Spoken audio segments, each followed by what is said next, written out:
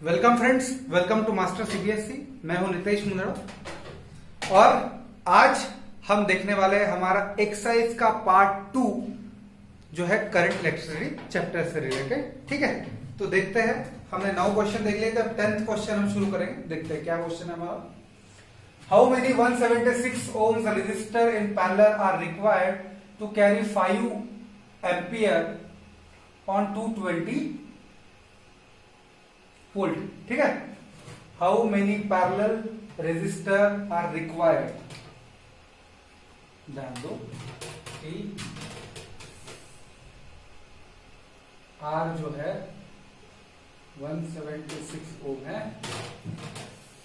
Current जो है 5 ampere, voltage जो है वो 220 वोल्ट। ठीक है, ये कंडीशन को सेटिस्फाई करना, मतलब करंट 5 एम्पियर रहना चाहिए, 220 वोल्ट रहना चाहिए और एक रेजिस्टर जो है वो 176 ओम्स का है। इसमें मैं आपको कुछ याद दिलाऊंगा जो मैंने पढ़ाया है इसके पहले वीडियो में, बट अभी के लिए समझ लेते हैं क्या करना है। ठीक है, कि जब भी हमको 5 एम्पियर का करंट चाहिए और 220 वोल्ट की सप्लाई लाइन है, इससे हमको इक्विवेलेंट रेजिस्टेंस मिलेगा। बिकॉज हमको पैरेलल रेजिस्टेंस लगाने हैं 176 ओम के, पर उससे क्या बनना चाहिए ये निकालेंगे हम आई और वी के वैल्यू से। तो सॉल्यूशन, ठीक है, सॉल्यूशन क्या होगा कि एज पर गिवन कंडीशन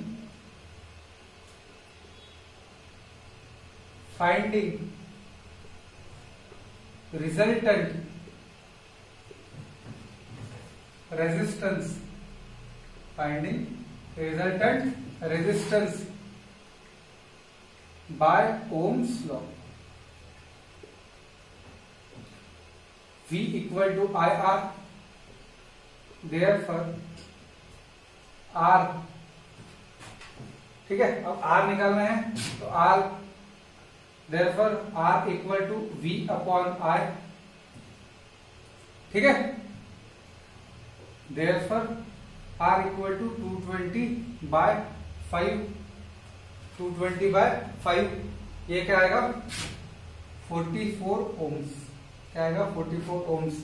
ये है रिजल्टेंट रेजिस्टेंस रिक्वायर्ड। ये क्या है रिजल्टेंट रेजिस्टेंस रिक्वायर्ड। ठीक है, अब हमारा रिजल्टेंट रेजिस्टेंस आ गया 44 ओम्स। ओके, अब हमको क्या करना पड़ेगा यहां पे कि ये 44 ओम्स ला रहा है 176 से, तो मैंने आपको एक फॉर्मूला लिखा के दिया था। When same resistance are connected in parallel, same resistance connected in parallel, जब एक ही रेजिस्टेंस बार बार पैरेलल में कनेक्ट किया जाता है तो resultant resistance equal to original resistance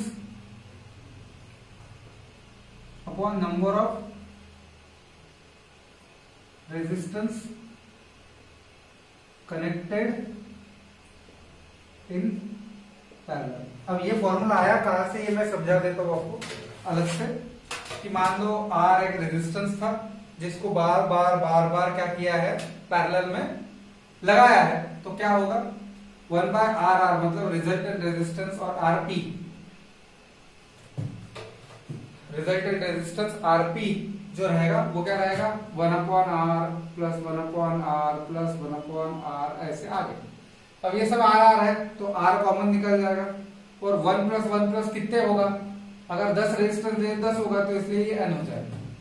ठीक है, मतलब ये N हो गया ऊपर का, और ये आंसर है 1/RP का। देयरफॉर RP कितना होगा बच्चों R/N, जो यहाँ पे लिखा है मैंने कि original resistance upon number of resistance. तो ये है वो फॉर्मूला जहां से आता है। और ये कैसे आया कि आर आर के अगर एन रेजिस्टेंस लगा दिए तो ये 1 + 1 + 1 मतलब अगर 10 लगे तो 1 + 1 + 1 10 होगा, इसलिए यहाँ पे मैंने लिख दिया n। ठीक है, तो यहाँ पे वैल्यू रख देंगे। रिजल्टेंट रेजिस्टेंस 44 है, ओरिजिनल रेजिस्टेंस 176 है, और ये निकालना है। Therefore n = 176/44, that is equal to 4। तो ये हमारा आंसर आ गया कि लिखना पड़ेगा कि 4 resistance are connected in parallel, 4 resistance of 176 ohms are connected in parallel to have 5 ampere current on 220 volt supply. ठीक है, तो समझ गया ये क्वेश्चन कि आपको पहले निकालना पड़ेगा रिजल्टेंट रेजिस्टेंस और फिर ये फॉर्मूला लगाना पड़ेगा कि resultant resistance in parallel equal to original resistance upon number of resistance connected in parallel. जब ये कब फॉर्मूला लगता है, जब सेम रेजिस्टेंस हम लगाते हैं पैरेलल में। तो सिंपल है कि जो भी रिजल्टेंट रेजिस्टेंस होगा वो ओरिजिनल रेजिस्टेंस अपॉन एन होगा। इसलिए हम देखते हैं कभी भी अगर आप 4-4 ओम के 2 पैरेलल लगा दो तो उसका आंसर 2 आता है। हम 6-6 ओम के 3 पैरेलल लगा तो उसका आंसर 2 आता है। हम 8-8 ओम के 4 पैरेलल लगाते तो उसका आंसर 2 आता है। हर बार हो क्या रहा है, 4/2, 6/3, 8/4, मतलब जितने रेजिस्टेंस हम पैरेलल में लगा रहे हैं ओरिजिनल रेजिस्टेंस का उतना डिवीजन होते जा रहा है। ये था हमारा क्वेश्चन नंबर 10। अगर आपको इसको लिखना है तो आप यहाँ पे वीडियो को पॉज कर लीजिए और देख लीजिए, और ये याद रखिए ये वैसे मैंने रेजिस्टेंस इन पैरेलल में पढ़ा चुका हूं। ओके,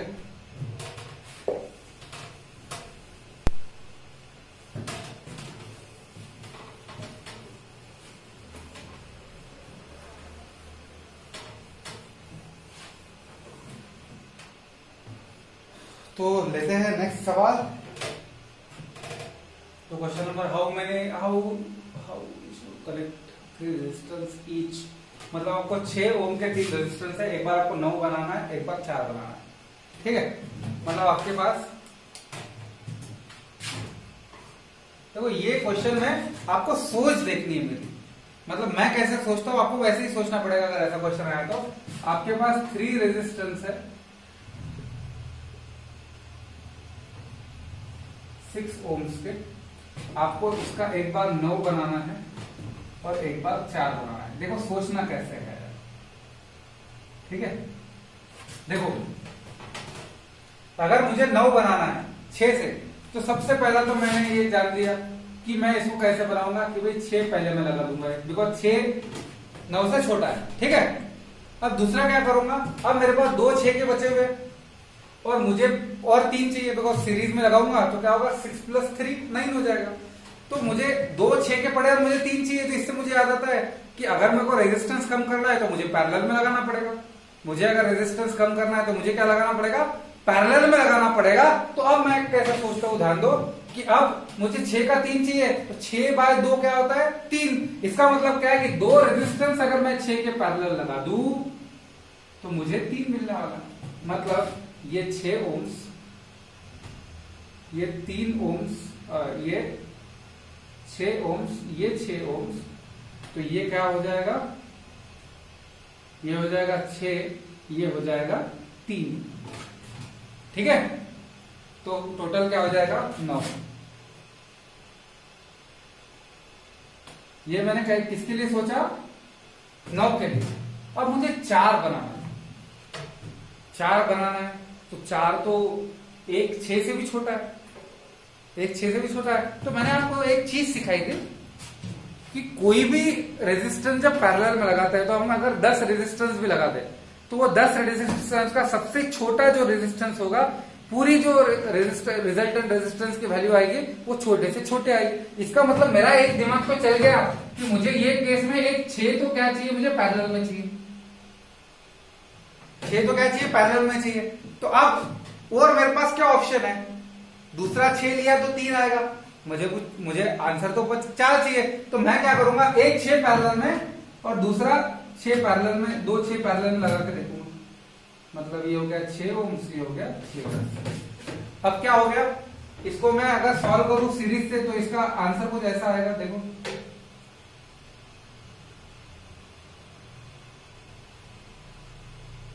ये हो गया 12 ओम्स। अब मैं इसको सॉल्व कर रहा हूं, कैसे सॉल्व कर रहा हूं, bye law of combination in parallel. तो 1/r equal to 1/r1 plus 1/r2, इसका मतलब है 1/6 प्लस 1/12। देखो इसका जो एलसीएम आएगा वो 12 आएगा, ये 2 ज़ा ये 1 ज़ा, ठीक है। तो therefore 1/r equal to 3/12, therefore r equal to 12/3, that is equal to 4 ohms। समझ गया? मतलब सोचना कैसे है कि अगर कोई रेजिस्टेंस इससे बड़ा है तो पहला एक सीरीज में, बाकी दो पैरेलल में। अगर इससे छोटा है तो हमको क्या करना पड़ेगा, सोचना पड़ेगा कि कैसे लाया जाए, पैरेलल में लगाना है। छोटा लाने के लिए तो एक रेजिस्टेंस क्या होना चाहिए, जो लाना है उससे थोड़ा सा बड़ा। हमको दिखा 4 लाना है, मैंने 6 को लगा दिया, और उसके बाद में जो भी रेजिस्टेंस बचे थे उसको पैरेलल को सीरीज में लगाने का तो ऑप्शन नहीं है ना मेरे पास में।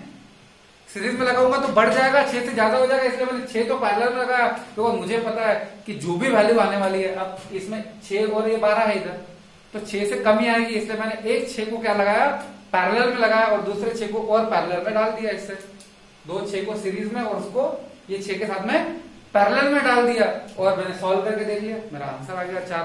तो ऐसा सोचना है, ऐसा सोचना है, आपको ये अरेंजमेंट निकाल के बताना पड़ेगा वहां पे। आपको इसको सॉल्व करके जनरली बताना नहीं पड़ता है, बट अगर आपको सॉल्व करने आया तो फिर आप इसको, जैसे मैंने इसके पहले सिखाया है कि इसको नाम दे दो R1 R2 R3 फिर R4 फिर लास्ट में R5, सॉल्व करके दिखाना। बट मेरा यहाँ पे मेन एम था कि आपको समझाना कि एग्जैक्टली हो क्या रहा है, ठीक है। तो मैं ऐसा करता हूँ समझ गया होगा, ठीक है। तो चलो नेक्स्ट क्वेश्चन देखते हैं।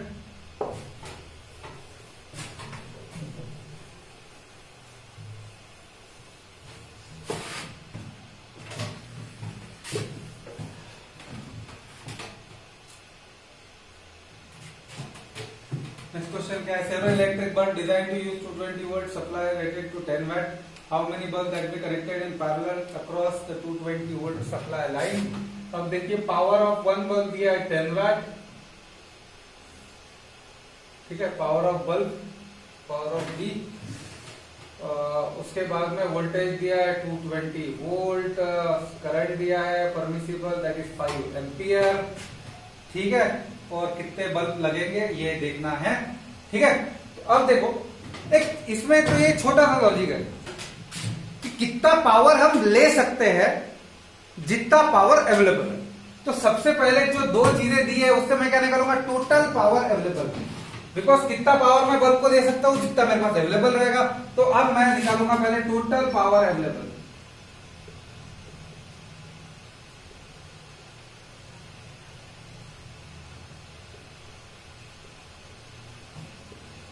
P equal to V into I होता है, बिकॉज यहाँ पे वी और आई दिया 220 into 5 that is 1100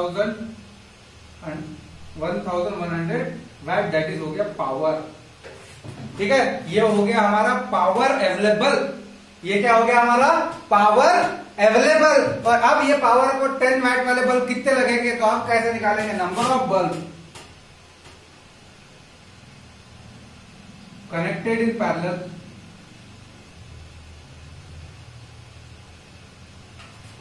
n equal to total power, जितना मेरे पास पावर है upon power of one bulb कर देंगे, that is equal to P by PB, that is equal to 1100 by 10, because एक बल्ब 10 वैट का था और टोटल पावर कितना निकला 1100 वैट, तो कितने निकलेंगे 110 बल्ब। n इक्वल टू क्या आ गया 110 बल्ब्स आ गया, 110 बल्ब्स आ गया। तो समझ गए क्या कि मतलब कितने बल्ब लगा पाओगे, जितनी पावर अवेलेबल रहेगी। तो हमको पहले क्या निकालना पड़ेगा, टोटल पावर हमारे पास कितनी है, और टोटल पावर निकालने के बाद हमको क्या लगाना पड़ेगा कि टोटल पावर अपॉन एक बल्ब का पावर से जब हम डिवाइड करेंगे तो हमारा आंसर आएगा 110 बल्ब्स। तो ये था हमारा क्वेश्चन नंबर 12। अब देखते हैं क्वेश्चन नंबर 13। अगर आपको इसको देखना है तो आप इसको यहाँ पे स्टॉप कर लीजिए और देख लीजिए, मैं आगे बढ़ता हूं। कॉन्सेप्ट को समझिए, समझ के लीजिए, आगे बढ़ते रहिए, ठीक है। तो वापस ये क्वेश्चन करके देखना आपको। A hot plate of an electric oven connected to 20 supply line have two resistor coil A and coil B. ठीक है, each having 24 ohms resistance may be used separately in series in parallel. What is current in three cases? अब ध्यान दो, यहाँ पे बहुत important question है। इसमें तीन कंडीशन दी हुई है कि वोल्टेज दिया है 220 वोल्ट, रेजिस्टेंस दिया है 24 ओम्स ए का, 24 ओम्स बी का।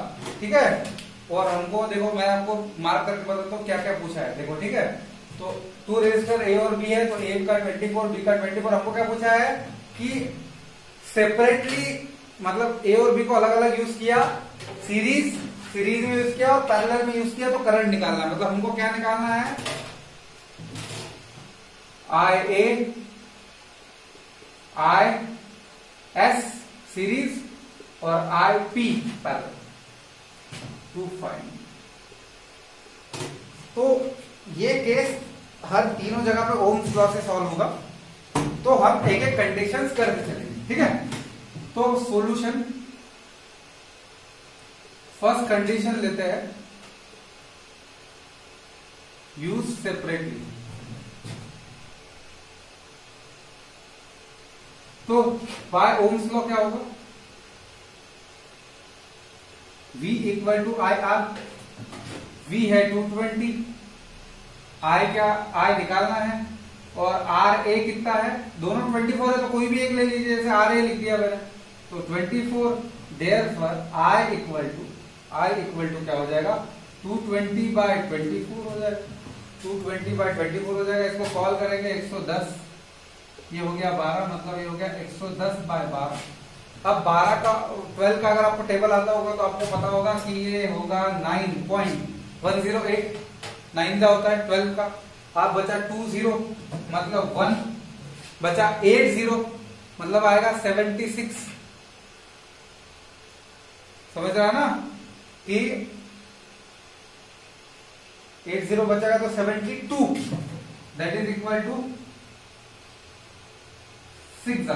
तो ये हो गया हमारा पहला आंसर, दैट इज 9.16 एम्पियर। ठीक है, तो ये हो गया पहला सेपरेटली का। अब दूसरी कंडीशन सॉल्व करेंगे। कंडीशन 2 क्या है, कंडीशन 2 यूज इन सीरीज। अब ये कंडीशन 2 अगर सीरीज में अगर निकालना है तो पहले हमको bye law of combination in series से रेजिस्टेंस निकालना पड़ेगा, फिर करंट निकालेंगे हम। तो पहले अब हमको 24 को क्या करना है, सीरीज में जोड़ देना है। मतलब ऐसा आर ए आर बी। तो by law of combination of resistance in series, R S equal to R A plus R B, that is equal to 24 plus 24, that is equal to 48 ohms. मतलब क्या होगा, series में है तो directly add हो जाएंगे, 24 और 24 अगर सीरीज में लगाएंगे तो आंसर क्या आएगा, 48 आएगा। तो अब by ohms law, Ohm's law क्या बताता है, V equal to I into R S, series वाला। Therefore 220 equal to I into 48। ठीक है, तो देयरफॉर अब इसको सॉल्व करते हैं यहां पर। ठीक है, तो देयरफॉर R इक्वल टू क्या होगा, 220/48। ठीक है, अब हमारे पास क्या है, मैं इसको देखो सिंपल कैलकुलेशन कर देता हूं। 24 इंटू 2, हमारे पास 220/24 का आंसर 1.96 है, 9.16 है। बाय और 2 कर देंगे, बाय और क्या करेंगे, 2 कर देंगे, तो ये होगा 4.58 एम्पियर। देखो मैंने पहले वाले कैलकुलेशन का यूज किया, मैंने क्या किया, 120/48 को कैसा लिखा, 220/24 इंटू 2 लिखा। 220/24 का आंसर मेरे पास आ गया था 9.16 तो मैंने डिवाइड कर दिया 2 से, तो मेरा आंसर आ गया दैट इज 4.58। ठीक है, आप अपने कैलकुलेशन कीजिएगा, कोई दिक्कत नहीं है। ठीक है, तो अब मेरे को सॉल्व करना पड़ेगा कंडीशन नंबर 3। ठीक है, condition number 3, condition 3 connected in parallel.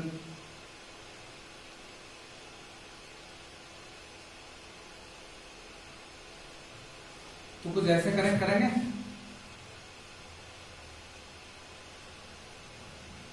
RA RB, therefore by law of combination in parallel, by law of combination in parallel हमको क्या पता है कि 1/RP equal to 1/RA plus 1/RB, therefore 1/24 plus 1/24।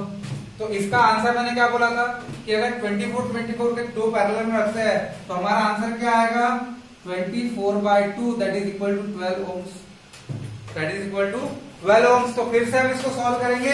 कैसे solve करेंगे, देखो by ohms law, by ohms law V equal to I, चलो इसको मैंने क्या दिया था, IA नाम दिया था इंडिविजुअल,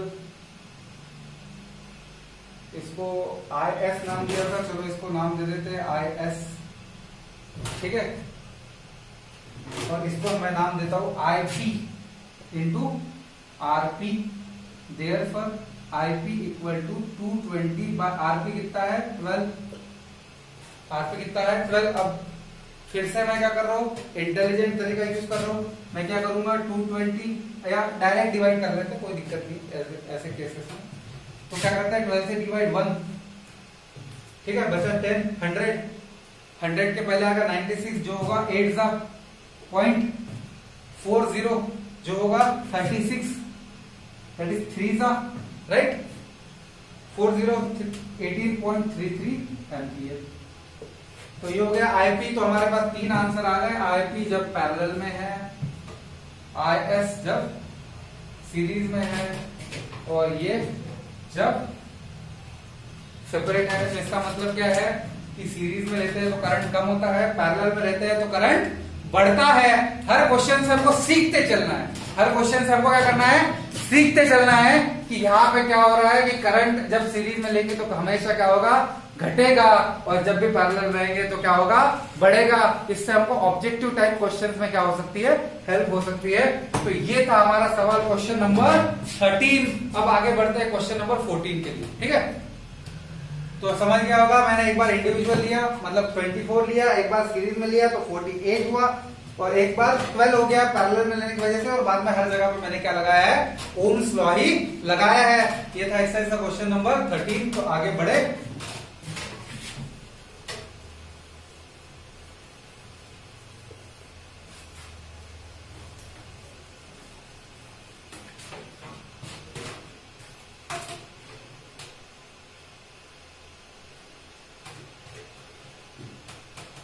ठीक है,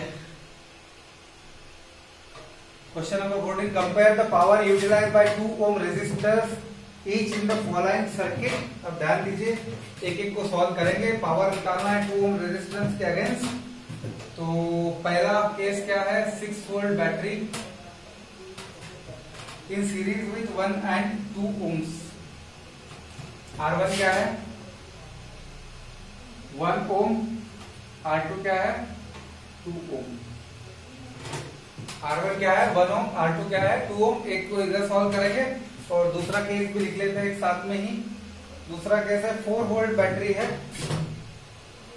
4 वोल्ट बैटरी है और पैरेलल में है 12 और 2। पैरेलल में है 12 ohm, R1 12 ohms, R2 2 ohms, और हमको निकालना है पावर, निकालना है यूजिंग 2 ohm रेजिस्टर। तो पावर इन 2 ohm रेजिस्टर मतलब हमको यहाँ पे P2 निकालना है, यहाँ पे हमको P2 निकालना है, मतलब पावर इन 2 ohms रेजिस्टर। तो ध्यान दीजिए, पावर के लिए हमको V इंटू I ये फॉर्मूला यूटिलाइज करना है। ठीक है, तो V इंटू I के लिए हमको पहले वो 2 ओम्स रेजिस्टर के लिए, या हम आई स्क्वायर आर यूज कर सकते हैं, डिपेंड करता है कौन से कंडीशन पे कौन सा फॉर्मूला यूज करेंगे।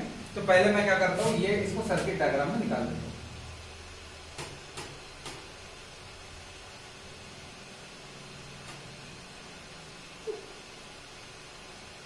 तो ये है 1 ओम, ये है 2 ओम और ये है 6 वोल्ट बैटरी। तो पहले मैं क्या करूंगा, आई स्क्वायर आर फॉर्मूला यूज करूंगा, तो मैं सिर्फ करंट निकालूंगा और आई स्क्वायर आर से पावर आ जाएगा। तो पहले क्या करूंगा, मैं ये सीरीज में सॉल्व करूंगा, बिकॉज जो करंट रहता है वो रिजल्टेंट रेजिस्टेंस की वजह से रहता है सीरीज वाले क्वेश्चंस में। तो पहले क्या करूंगा, calculating series resistance by law of combination.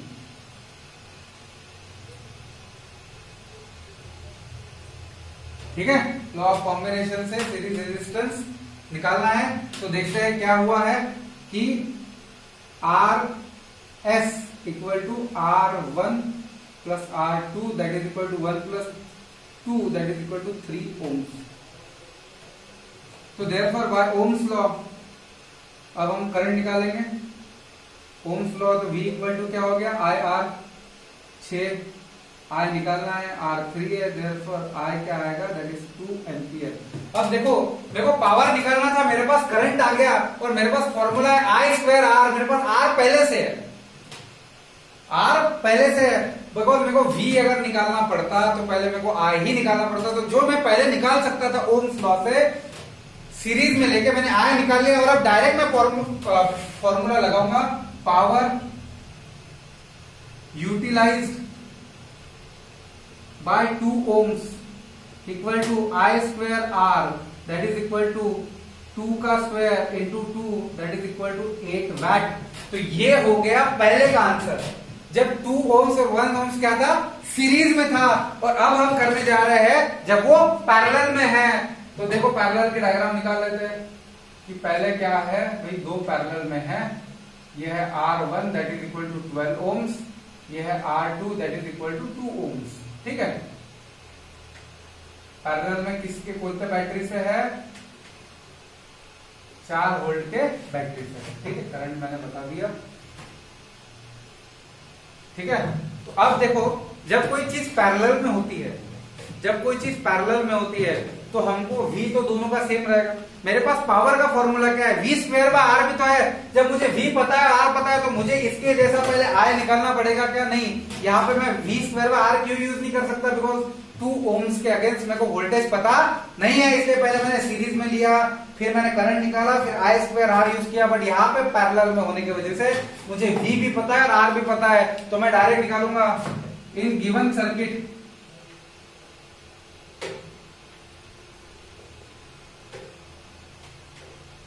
against 2 ohms V2 V equal to 4 volt and R2 equal to 2 ohms, therefore power utilized in 2 ohm equal to V square by R that is equal to 4 square by 2 that is equal to 16 by 2 that is equal to again 8 watt। फिर से क्या आया, 8 watt। तो आप इससे conclusion क्या निकाल रहे हो कि दोनों का जो पावर जो है यूटिलाइज करने का कैपेसिटी वो क्या है, सेम है। ये भी 8 आ रहा है और वो भी 8 ही आ रहा है। हमारा क्वेश्चन क्या था, फिर से एक बार देख लेते हैं। एक मिनट, क्वेश्चन क्या था, फिर से एक बार देख लेते हैं। क्वेश्चन हमारा क्या था कि हमको following circuit power used in 2 ohms, तो हमारा ये भी 8 आया और वो भी 8 आया है। तो यही हमारा आंसर रहेगा कि 8 watt in both the cases from in 2 ohm resistor. तो हमको चलना पड़ेगा नेक्स्ट क्वेश्चन के तरफ, जो है क्वेश्चन नंबर 15। ठीक है, तो आगे बढ़ते हैं।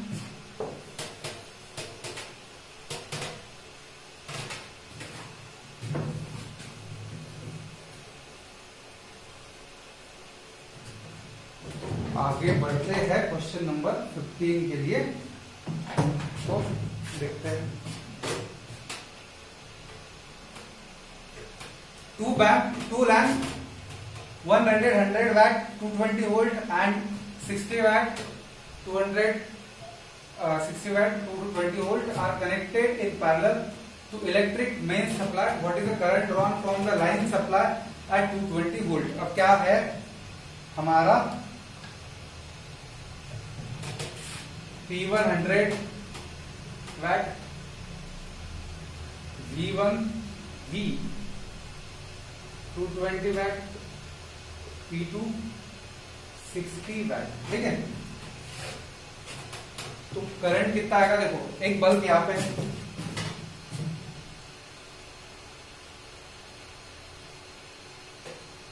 एक बल्ब यहाँ पे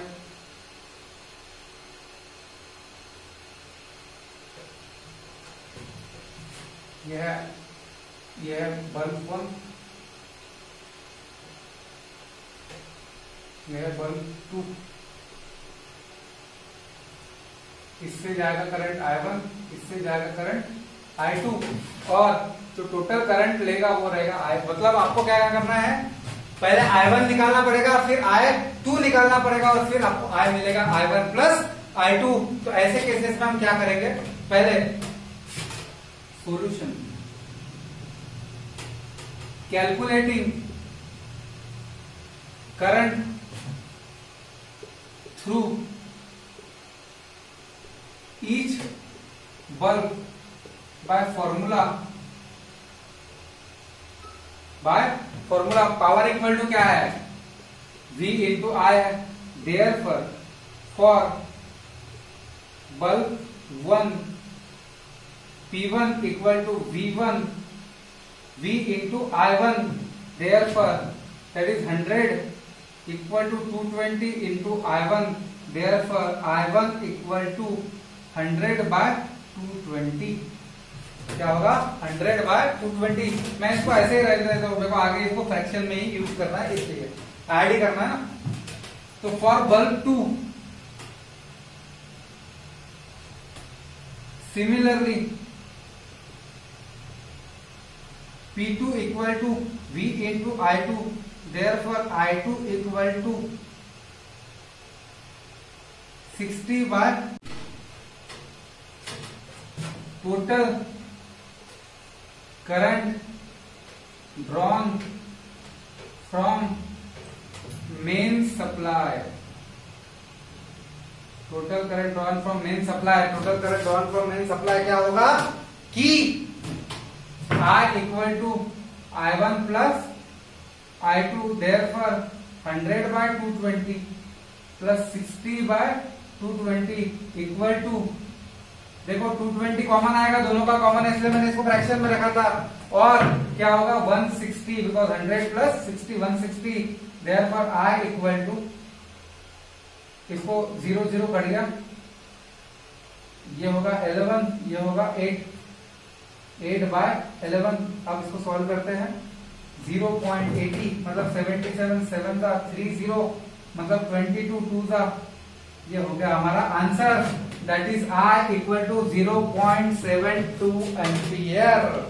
मतलब मैंने क्या किया, पहले एक बल्ब से करंट निकाला, फिर मैंने दूसरे बल्ब से करंट निकाला और दोनों को क्या कर दिया, ऐड कर दिया, उतना ही करंट क्या लेगा, वो मेन सप्लाई से लेगा। तो यही था हमारा टॉपिक, यही था हमारा question number 15।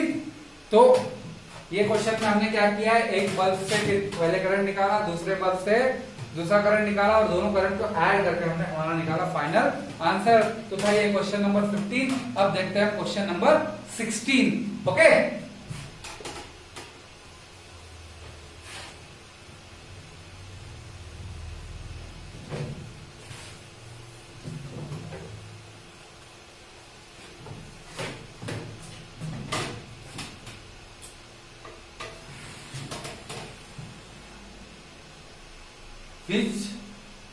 which uses more energy, 250 watt TV in 1 hour or 200 watt toaster in 10 minutes।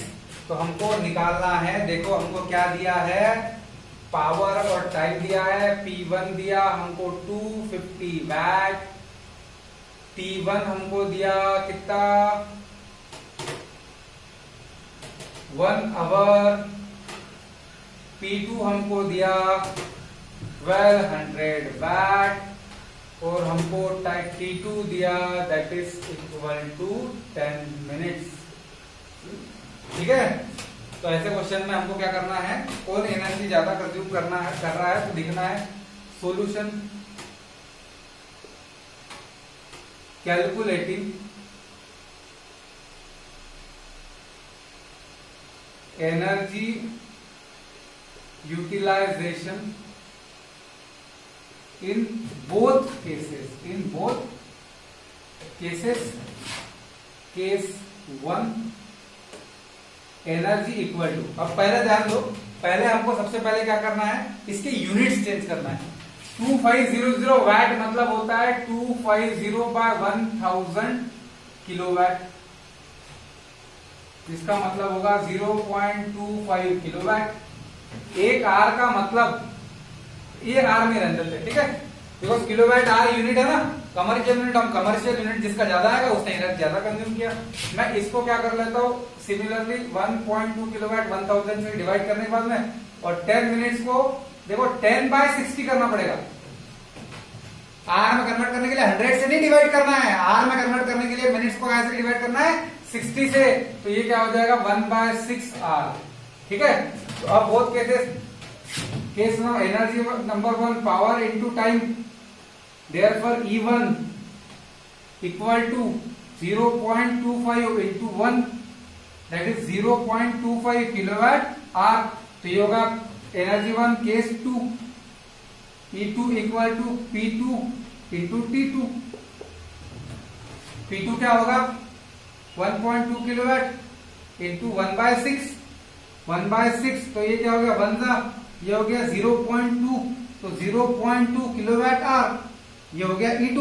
तो 0.25 0.2 से बड़ा है, इसीलिए एनर्जी यूटिलाइजेशन इन पहला टीवी था ना, TV is more than toaster. मतलब हमने क्या निकाला, जो पावर ऑफ टीवी है 0.25 किलोवाट आ रहा है और जो पावर ऑफ टोस्टर है 0.2 किलोवाट आ रहा है। तो जो पावर ऑफ टोस्टर है वो क्या है, ज्यादा है। वो पावर ऑफ टीवी क्या है, ज्यादा। एनर्जी यूटिलाइजेशन क्या है, ज्यादा है। यहाँ पे क्या है, कम है। तो ये था हमारा क्वेश्चन नंबर 16 था ना, यस 16 था। अब हमको देखना है 17 जो हमारा लास्ट न्यूमेरिकल क्वेश्चन, उसके बाद में सब थ्योरी क्वेश्चन है हमको, तो उसको देखते हैं। ठीक है, तो ओके क्लियर है। तो नेक्स्ट देखेंगे क्वेश्चन, समझ गया। E1 E2 निकालो, दोनों को कंपेयर कर लो वैल्यू को और बता दो कौन ज्यादा कर रहा है। ठीक है,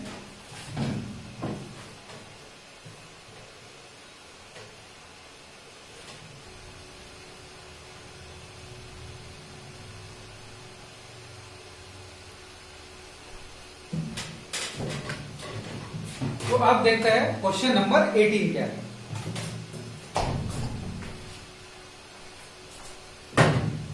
तो चलो अब देखते हैं क्वेश्चन नंबर 18 क्या है। पहला क्वेश्चन क्या है, why is the tungsten is used almost exclusively for filament of electric bulb.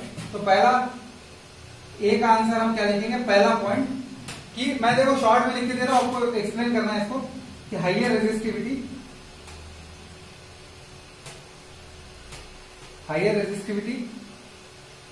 Second higher resistivity है तो हाइयर हीट जनरेशन होगा, because I2 RT heat generated directly proportional to H R। तो heat generated is higher. और third जो important point है, heat produce converted into light. मतलब तीसरा क्या है, रेजिस्टिविटी हाई है, उसकी वजह से हीट हाई जनरेट होती है और वो हीट कहाँ कन्वर्ट होती है, लाइट में। तो इसीलिए ये क्या यूज होता है, टंगस्टन। फिर वापस क्वेश्चन लिख दीजिए, बिकॉज दैट्स व्हाई। ठीक है, अब बी सेकंड क्या है कि why are the conductors of electric devices such as bread toaster alloy electron made of alloy का सबसे पहला अलॉय हैज हायर रेजिस्टेंस, पहला हायर रेजिस्टेंस है, इस वजह से क्या होता है, हीट जनरेटेड इज हायर, इसकी वजह से हीट जनरेटेड हायर है, बट ये तो ज्यादा करंट देके भी हो सकता है, फिर इसकी क्या जरूरत है। तो इसका और एक इंपॉर्टेंट पॉइंट है, do not oxidise,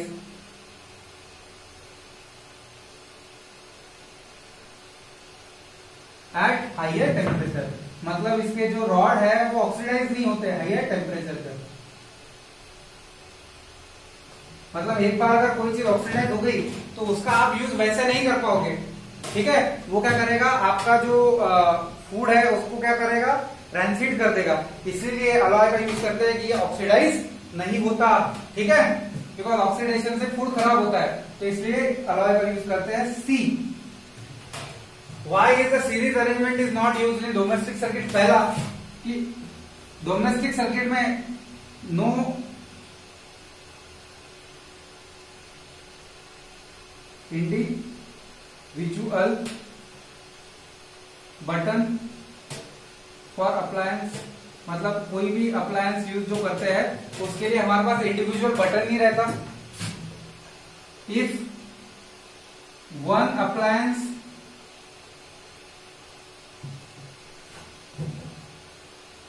switched off all appliance automatically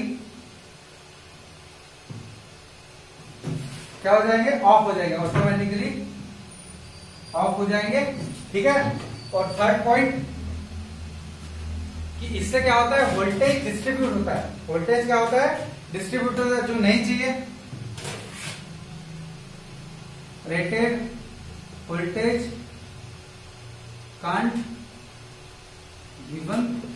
third, rated voltage नहीं दे सकते। और फोर्थ, जो घर का हाउस होल्ड मतलब पूरे घर का जो रेजिस्टेंस है वो अचानक बढ़ जाएगा तो करंट फ्लो घर की तरफ क्या हो जाएगा, कम हो जाएगा। तो household resistance increases, household resistance increases, ठीक है। तो अब बी का आंसर क्या आएगा, how does the resistance of wire vary with area of cross section. Yes, resistance is inversely proportional to area. Therefore इसका मतलब क्या है कि as area increases resistance decreases. Resistance inversely proportional का मतलब क्या होता है, एक चीज बढ़ेगी तो दूसरी कम होगी, तो एरिया बढ़ेगा तो रेजिस्टेंस क्या होगा, कम होगा, रेजिस्टेंस डिक्रीजेस, रेजिस्टेंस डिक्रीजेस। और लास्ट ई का सवाल, why the copper and aluminium are usually employed for electric transmission. Because पहला क्या है, लो रेजिस्टिविटी, ठीक, तो low loss in heat generation, low resistivity की वजह से लो लॉस है हीट जनरेशन के लिए। और third, low price as compare to other, मतलब बाकी से अगर कंपैरिजन किया जाए तो इनकी प्राइस भी क्या है, लो है। इसीलिए क्या होता है, इनका यूटिलाइजेशन होता है ऑन ट्रांसमिशन लाइंस। तो ये था आज का हमारा टॉपिक, एक्सरसाइज का पार्ट 2। हम ऐसे ही मिलते रहेंगे। इसके बाद में जो मैं वीडियो लाऊंगा that is some critical examples of current electricity. तो थैंक यू वेरी मच, और ऐसे ही देखते रहिए, आगे बढ़ते रहिए। मैं नितेश मुंडा हूं, मास्टर CPSE। Thank you.